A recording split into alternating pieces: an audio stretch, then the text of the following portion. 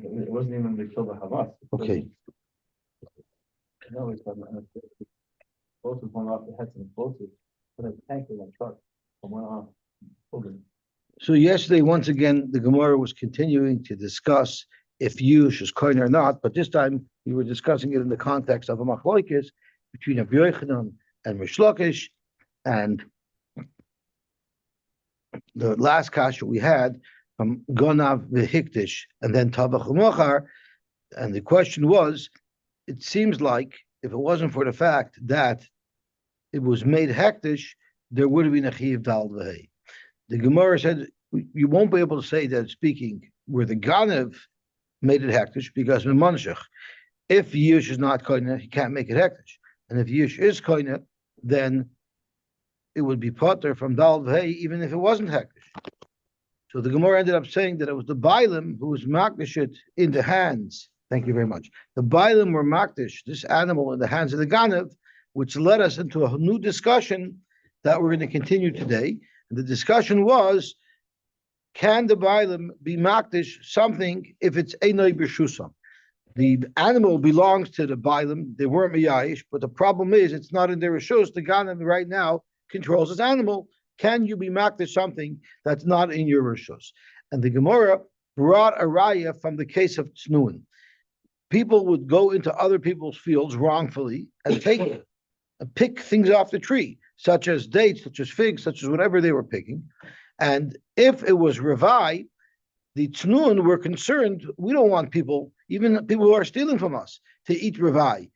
So therefore, what they would do is, they would put aside money and they would say, Kol nilkat mizeh, anyone who takes from this tree any fruit that gets picked off this tree, should the kedusha of Revai should be mechul on money.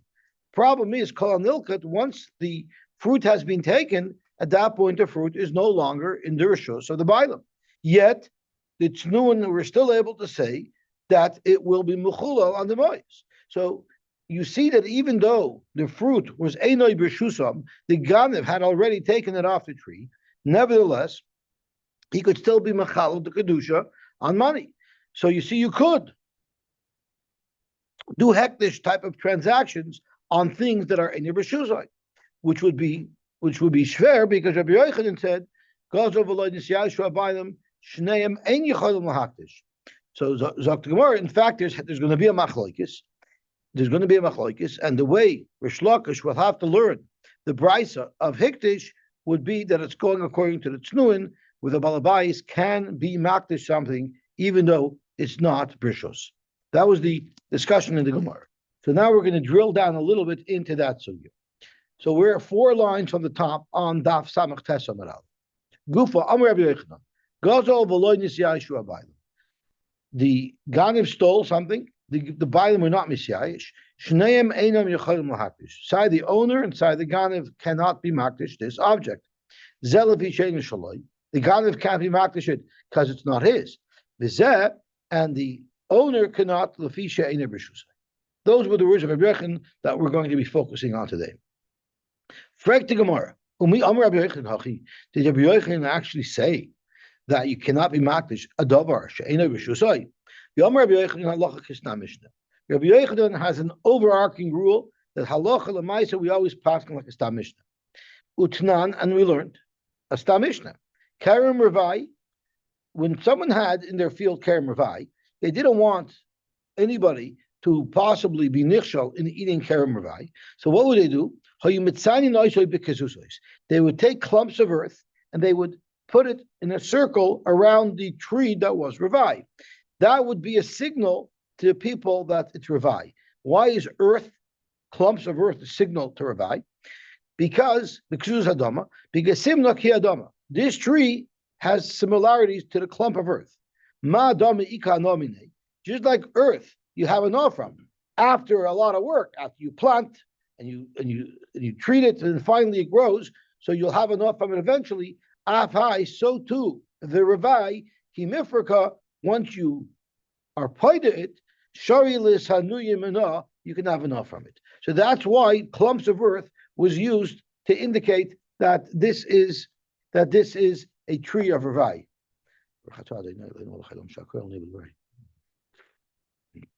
Oh, thank you, Monty. Visual Arla, Vicharasis.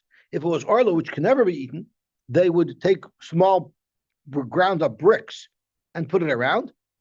Simona Kicharasis. It's like a brick. Macharasis ain't a nomina. Just like Harasis, you cannot grow anything from. Afai, the less behanomina. The less behanomina. This treats Arla, you cannot have enough from Arla. Tosfos takes exception to that because Tosfos says, Rashi says it means like broken bricks. The problem is Tosfos, we know you're allowed to use Harasis for Kisei Adam, and the halacha is you cannot make Kisei Adam in anything that you couldn't plant in. So we use a lot of sawdust. You can actually plant in sawdust. You can even plant in a paper towel, right? As we did when we were in Cheder, when we put a bean inside a cup with a paper towel that was wet in it. So the problem is, it's mashma that you could use charasis for kisei dam, which would mean that something could grow in it. So Rabbeinu Tam says, yes, something grows, but very, very schwach. You might put in 10 seeds and get 9 plants. Normally, you want to put in 10 seeds and get 100 plants. So therefore, it's still called something that's not highly productive, and that's why it's used as a sign, that a marker for Orla. Vishal Kvarais, how would they mark up Kvarais so people shouldn't walk on them and become Tameh? Besid. Sid is like a wet, I call it drywall compound, the lime, right? Simna, the chir katzomis. It's white like bones, and you wouldn't put it in its hard state. Rather, umamacha v'shoivich, you grind it and then pour it on, because then it's even whiter. Gehecha the nichvert fei. You want it to look very, very white, and then it would be obvious that it's a kaver. Why exactly does white indicate a kaver? Zogt Rashi. Let's see if I can find Rashi. Umamacha v'shoivich, memacha es asid, memayim v'shoivich sees a kaver. No, it doesn't say over here. They do blue, right? Someone says over here, I saw someone said, is because white is the color of bones. I thought it was, what? I'm sorry? But no, it's the Gemara. I'm so confused. It's white like bones. The Gemara itself says that. And you grind it and spill it on, so it should be very white. Where do we say that people make these simonim to help them avoid a pitfall? B'shvius. That's on a Shemitah year, the Hefker. Since this revive is going to be Hefker, and people are allowed to take it in order to protect the public from not taking something, they're allowed to take it. But if they take it, they should know that this is Arlen Etzosser and this is Revayit. It needs to be redeemed. That's why it's marked. But if it's not on a Shemitah year, meaning if it's during a time where they have no right to come and take it, if they do take it, you don't have to protect him. Let him eat Isurim. You don't have to protect him from Isurim. He shouldn't be touching your stuff. So let him choke on it. Adrabah. As Rashi says, where people are illegally taking it, let them take the davar aser and eat it, because they shouldn't be taking it in the first place. It's not like nowadays where if someone breaks into your house and eats something of yours and gets poisoned, he'll sue you. In those days, you didn't have such laws. If someone breaks into your house, you don't have to protect him from eating something in your home that can hurt him. However, the tznuin, which we discussed, who are more erlich, and they don't want people to be nichshal, then they will put money aside, like we learned earlier. And they'll say, now this is a Stam Mishnah. If this is a Stam Mishnah, means Rabbi Yochanan has already said that he agrees with every Stam Mishnah. Yet we just learned on Amud Beis that Rabbi Yochanan said that when somebody steals something from a person and it's Einoi Reshusai, the Bailim cannot be Makdashit. So how does what Rabbi Yochanan say correspond with the over arcing rule that he says that you always follow a Stam Mishnah. Clearly here, Rabbi Yochanan is not following the Stam Mishnah. Someone stole the Paris, right? I had Paris growing in a tree. Someone came and stole it. And I'm being Mechalo, the Paris that someone stole, it's not a Marishus anymore, onto money. Doesn't say that. It says Kol HaNilkat, whatever is taken from here. So you want to learn Pshat that he's doing it before. So we're going to soon see that is going to be a huge shaila. That's going to be the subject of today's Gemara. Are you doing it before or are you doing it after? But the Pasha says Kol HaNilkat means after it's taken. That's when I'm going to make the chilul. Oh, so that's the whole. That is the schmaltz of what we're going to talk about today. But there's another reason. There's another reason why you can't do it before, and that's going to come into a discussion, and it's going to be a shaila. Is can you be mechalo revai while something is still on the tree, or not? So there's a svara to say that it has to be called nilkat. It had to have been done after the fact because while it's on the tree you cannot be mechalo. So that's one of the svaras that are going to come into play. Malnuka means if we pulled it off the tree, but that's going to be the shaila. So you're touching on all the important issues. You're bringing up this shaila. Brayer here, if you were to do it before, and there's now there's a shaila of when it's mechuber you can't. So this is exactly what the question is. So let's just take a brief pause for a minute because there's another complication. Look at Tosfos. Vatnun v'nichet namois. If you're going to hold that Shvius applies to Kerem Ravai, which means that if you have Ravai on Shvius, it becomes mutter for everybody to take. We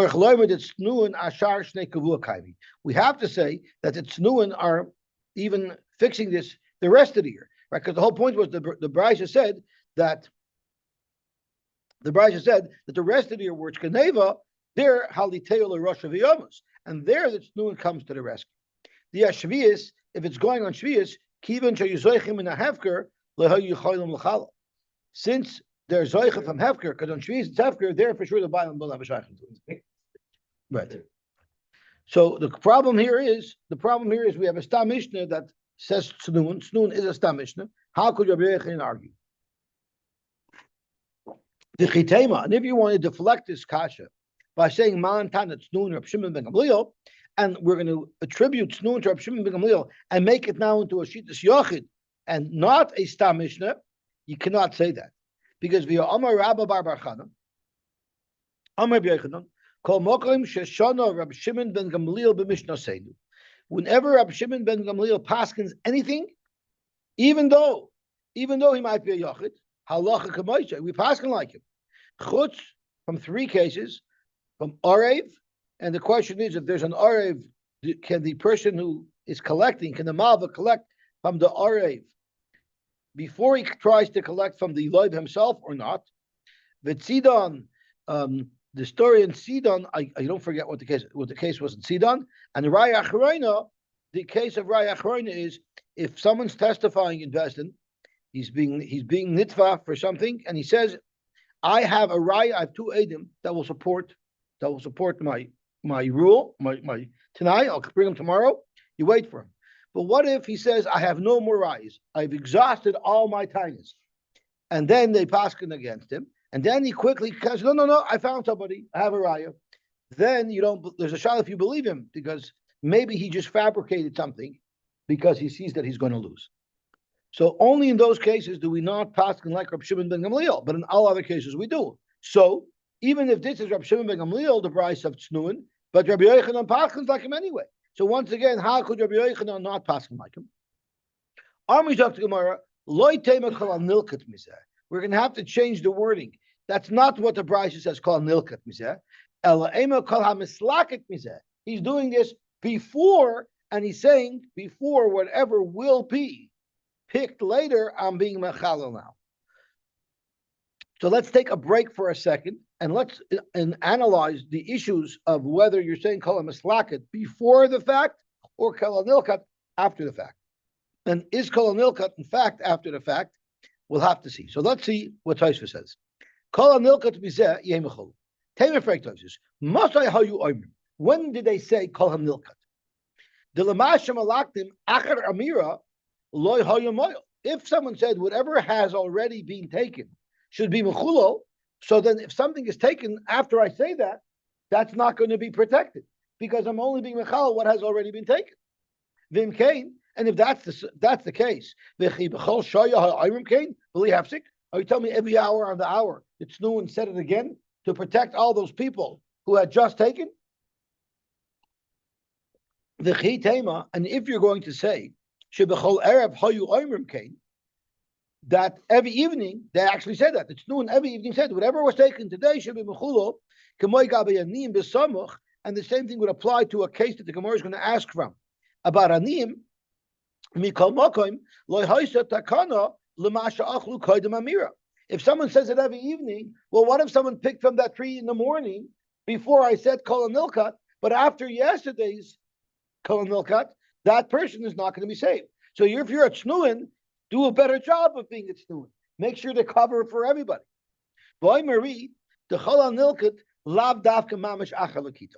Maybe when he said kol nilkat, which is what Moti said, maybe even though he said whatever was taken, who said he's saying that after the fact? Maybe he's saying it before. I think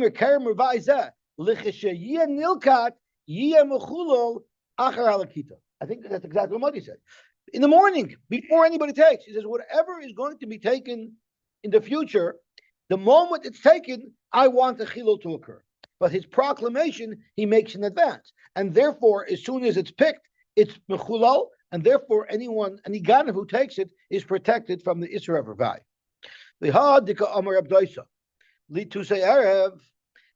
Reb Doisa is going to tell us in the moment that this was done in the evening. Of course, he could have said it even in the morning. So why is Reb Doisa soon going to tell us that this was proclaimed in the afternoon? It's merely good advice to do this in the morning, even though you could do it in the afternoon. I'm sorry, it's good advice to do it in the morning, even though you could do it in the afternoon. If the aniyim hear that I'm after everything, in the case of Reb Doisa, it was being mafker, but in our case, it's called lakit. If I announce before, whatever someone takes illegally from my field, I'm being mafker, well now, that's literally a license to do it, to take anything they want. So if you announce it in advance that whoever takes anything is hefker, you're going to get mobs of people, right? By my wedding, I remember I wanted people to come to my wedding. It was in Los Angeles, but I couldn't afford to pay tickets. So I told everybody that I'm paying a half a ticket. So the people who come to Ungestrength, I think you came, right? No, the people who were to Ungestrength, they it was Kratzmach time, so it was very expensive. So I remember that the people came, even a half a ticket was a lot of money in those days, for those days' prices. I think it was like $200 to go to LA. And then by the chasna, my brother went around and gave everybody the other half. Because if I told everybody I'm paying full tickets, then the whole yeshiva would have come, right? So once we want to have a free party in LA. So it's the same thing. What? I had a generous mother. So therefore, I remember when I asked Rav Shmuel and Revelia to come, Rav Shmuel says, "Was warfst du weg dein Mama's Geld? Chas v'shalom. Ich will kommen, Revelia nicht kommen." Okay, so Zok to Gemara, so Zok Toisvis, if you announce in advance, whoever takes, don't worry, it's after you're going to have mobs take. Don't make that announcement, but after the fact, you could announce it.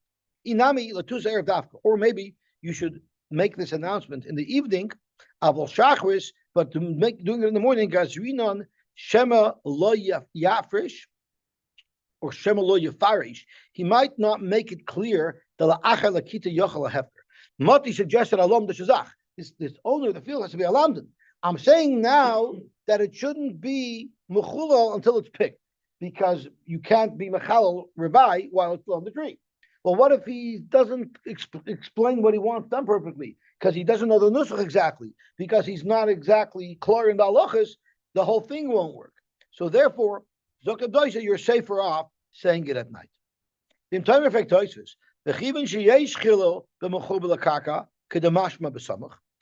Gemara later on is in fact going to prove not like what we said. Rather, it's going to indicate that you could have been mechalo b'mechubel karka.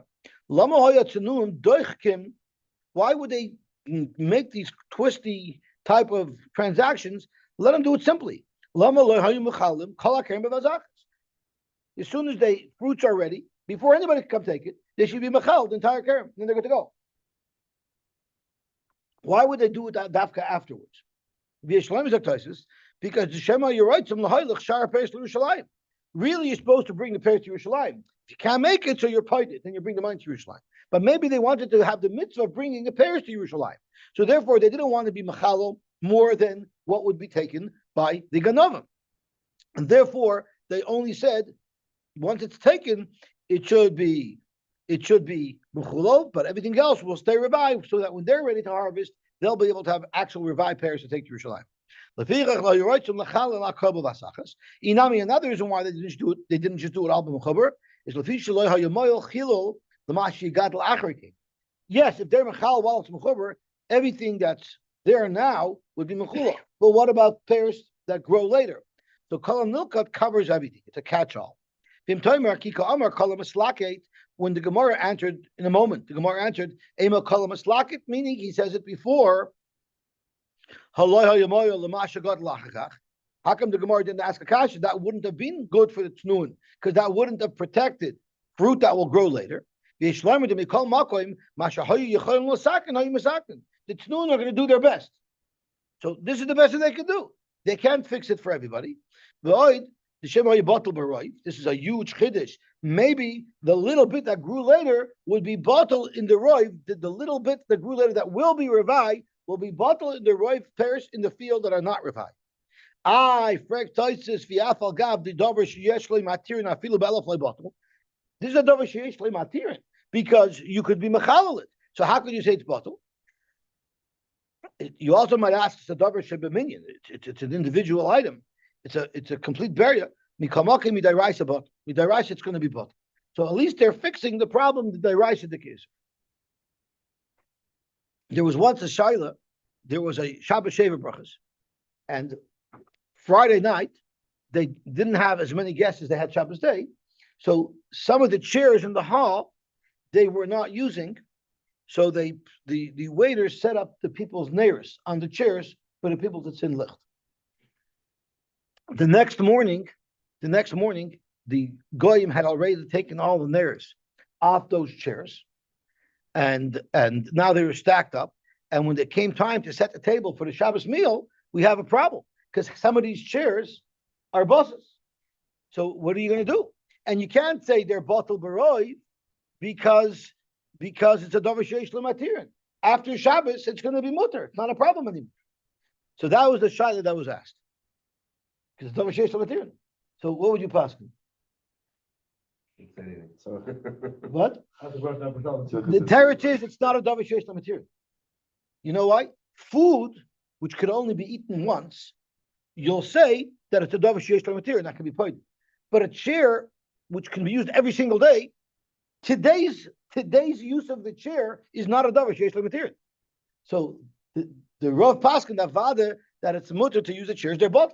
Because like today's use, this is not a davar sheish lematirin. Only on things that could only be used once. Yes, don't use it today, use it tomorrow. So why eat it today? Eat it tomorrow. But a chair, I want to use it today and tomorrow. Shal is not a davar sheish lematirin. Shal is more that it's a davar shebaminion. Okay, so that's a different shala. I'm not going to ask you the shala if it comes up, but that's that was the discussion of Gabi Dosh. So davar sheish means that any hashtamshus that you're going to have from it, you can do it later. You don't have to do it now. But if there is a hashtamshus of now and later, so then for today's hashtamshus, this is not a davar sheish lematirin. Okay, zok to Gemara weiter. The Gemara answers Elaima kol amislaket mizeh. And I want to see the next Tosfos as well, but we have a time constraint. But Tosfos right away says, as he said earlier, that when you say kol amislaket, it's mashma that pigeon is chal b'mechup l'karka, because when you say b'mislaket, you're going to be mechalit. Okay, so let's finish that first. Elaima kol amislaket mizeh. Fact Gemara, Umiyam Rabbi Yochanan, did Rabbi Yochanan actually say this? Rabbi Yochanan said, so could you say that Rabbi Yochanan is learning Pshat in the Tznuin, that they said call him a slakit in advance? It's impossible that he would have said that. Because Rabbi Yochanan made another comment. And he said, Tznuin v'rabdoisa amr davar echad. The halacha of tznuin, which we know, and the halacha that Rab Doisa said, happens to be the same thing. It's the same shita. What does that mean? Rab Doisa nilkat kamar. Rab Doisa clearly says that the chilul, or whatever it is that you're doing it after the fact. The Tanya we learned, Rabbi Yehuda Omer, Shachris, in the morning, and this is talking about leket. The halacha is that if 1 or 2 stalks fall out of your bundle, that's what leket is. But if 3 stalks fall out of your bundle, they're not allowed to take those. Sorry? I mean, the way you cut it is you wrap your arm around and you make a bundle. It's not gebinden, right? And then when you take your knife and you cut it, so 3 fall out, they're not allowed to take. 2 are you're allowed to take. But the problem is the aniyim would often take 3 wrongfully, and the balabais didn't want the ganovim, didn't want these aniyim to be considered ganovim if they took what wasn't theirs. So shachris balabais oimid v'oimer, the owner of the field, before they cut it, would get up and announce, whatever the aniyim take today will be hefker. Remember, that's what Tosha says. If the aniyim hear that in the morning, they're going to bedafka take even the 3 because they know that the bailam was mafkir already. But Rabbi Yehuda said they did it in the morning. Whatever they will take will be hefker. But Rabbi Doisa Omer li tusei erev, he can't do it in the morning. He could only do it in the evening after it's already there.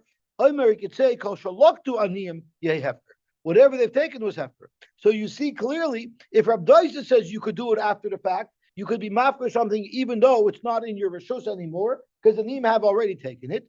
So they will also hold that you could be michalel, the revi, after the fact. So how could we change the brisa in order to make it stem with Rabbi Yochanan? Because Rabbi Yochanan holds if it's any rishus, so you can't be mechalel. You can't say that's pshat in the brisa of tznuin, because Rabbi Yochanan specifically said that tznuin is a parallel case to the case of Rabbi Doisa, and Rabbi Doisa clearly says after they already took it and it's not in your rishus, you can be mechalel. So Zok to Gemara, if that's the case, let's just make a switcheroo. Eifuch to Rabbi Yehuda, Rabbi Doisa, Rabbi Doisa, Rabbi Yehuda. Let's say that it's Rabbi Doisa didn't say li tusei erev. You say whatever they took. Rather, Rabbi Doisa's position is in the morning. You say kol sheyil kadu, and then the brisa of tznuin could be kol hamislaket. Rabbi Doisa could be kol sheyilaktu, and that stems because then it was still in the rishus of the bailam. Then he could be mechal, but Rabbi Yochanan maintains that once it's out of my rishus, the bailam cannot be makdash anymore. Fragt Gemara, am I abches masnisa? Why would you swap the brisa around and say that Rabbi Yehuda said that Rabbi Doisa said? And Rabbi Doisa said that Rabbi Yehuda said, why don't you just change the wording of what Rabbi Yochanan said? Once you're editing, edit Rabbi Yochanan's words. Afchal Rabbi Yochanan, ve'emat tznuin Rabbi Yehuda amru davar echad. Just say that tznuin is not parallel to Rabbi Doisa. Tznuin is parallel to Rabbi Yehuda, and Rabbi Yehuda was the one who said, kol hamislaket, or he said you say it in the morning, right? Why change the brisa around? Just change what the Yochanan said. Zok to Gemara, Amri loisagi deloi mishapachas masnisa. Anyway, you have to switch around. Forget Rabbi Yochanan's issue. The brisa Minei Bay, where Rabbi Yehuda says you do it in the morning, and Rabbi Doisa says you're mafker in the afternoon. There's a problem with that brisa because Rabbi Yehuda is saying in the morning you're saying whatever will eventually be picked by the aniyim, I'm being mafker now. As Mati said, that's a problem of brera, and the problem is Rabbi Yehuda doesn't hold the brera. The Bahamas Nisan Katani, the Istel Rabbi Yehuda brera. If you're saying in the morning whatever turns out to be taken later, I'm being mafker now, that is outright brera. Ushma'in Rabbi Yehuda ba'alma, and we know in the Welt Rabbi Yehuda holds the lesle brera. Where do we see a makar that Rabbi Yehuda does not hold the brera? The Tanan we learned the famous case that we've run into many, many times. What if somebody buys wine from amongst kusam, meaning it's mechuyev and maestris and trumas, but we don't know if they were taken. So you have to be misakin.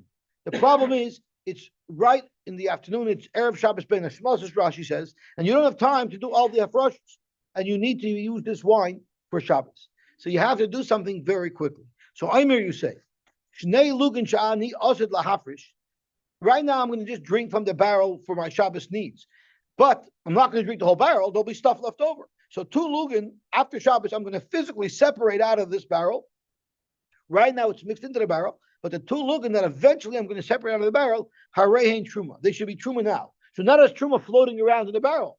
We're not worried that I'm going to drink it because The truma is the ones that I'm going to be mafresh later. So I'm using brera to determine today what the truma is, or asara meiser, 10% will be meiser rishon, and test meiser sheni, and the meiser sheni you have to be a mechalit on money, because that could be easily done, because you don't need to bring money, you don't need to bring anything.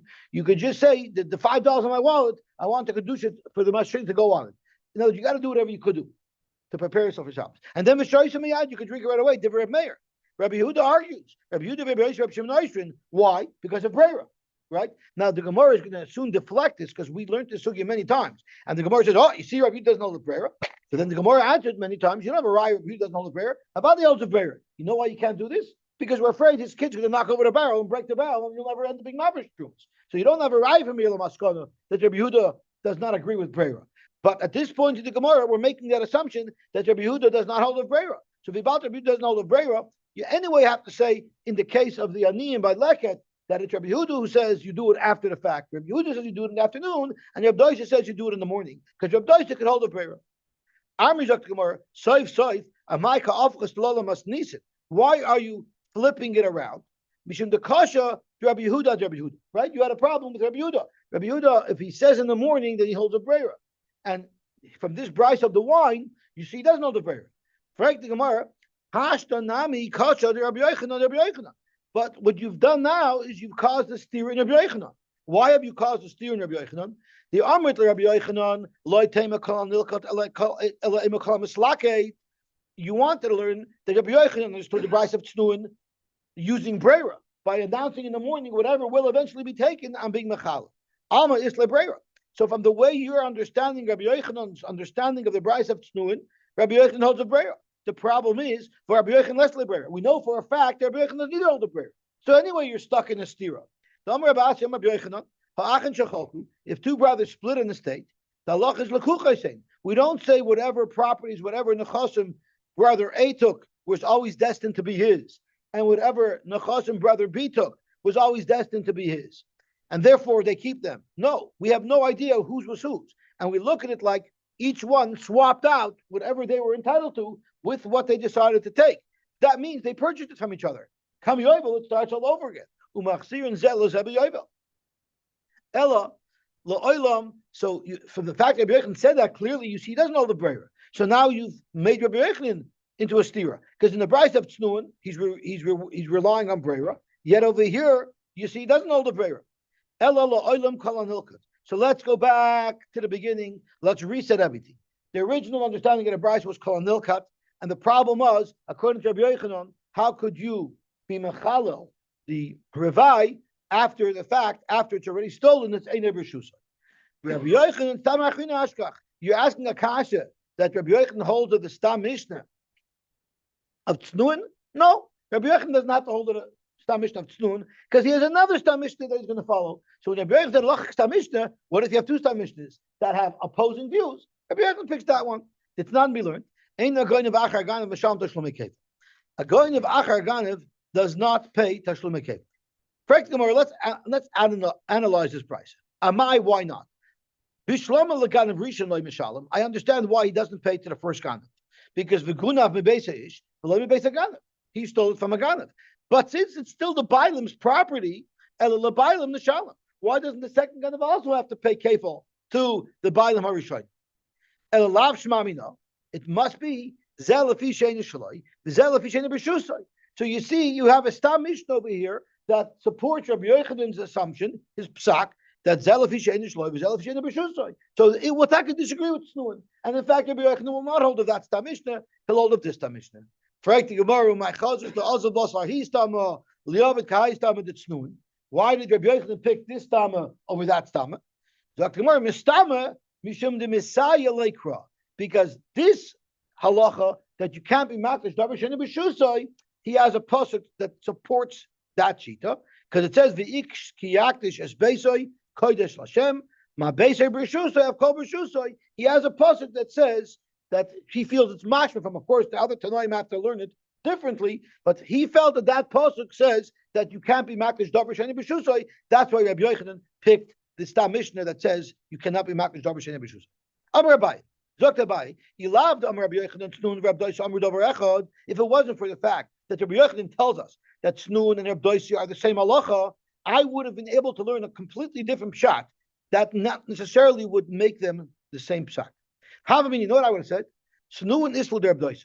Of course, the price of Snun has to rely on Rabbi Yosy, meaning if you hold that by Neter Ravai, I have a right to be makdash something sheni b'shusay, I for sure would hold that when the aniyim took extra, I could be mafker a davar sheni b'shusay. But for Rabbi Yosy, less than the Snun. Rabbi Yosy might hold that yes, I could be mafker these kernels, these wheat stalks that the aniyim took, but that doesn't mean I could be mechalel revai that was stolen from me. Why is that?